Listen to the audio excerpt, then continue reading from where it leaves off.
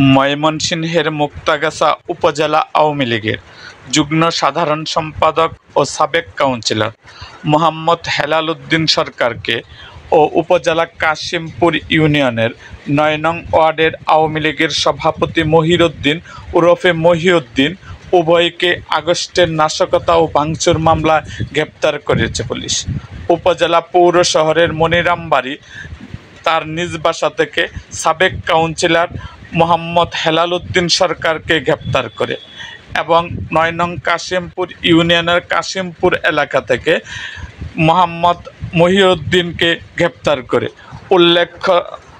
উল্লেখ্য মোহাম্মদ হেলাল উদ্দিন সরকার সাবেক পৌর মেয়র এবং উপজেলা আওয়ামী লীগের সাধারণ সম্পাদক আলহাজ বিল্লাল হোসেন সরকারের ছোট ভাই। এরকম আরও ভিডিও পেতে এবং মুক্তাগাছার নানা ঘটনা ও ইতিহাস জানতে আমাদের মুক্তাগাছার ইতিহাস মিডিয়া ইউটিউব চ্যানেলটিকে সাবস্ক্রাইব করুন এবং পাশে থাকা বেল আইকনটি বাজিয়ে দিন।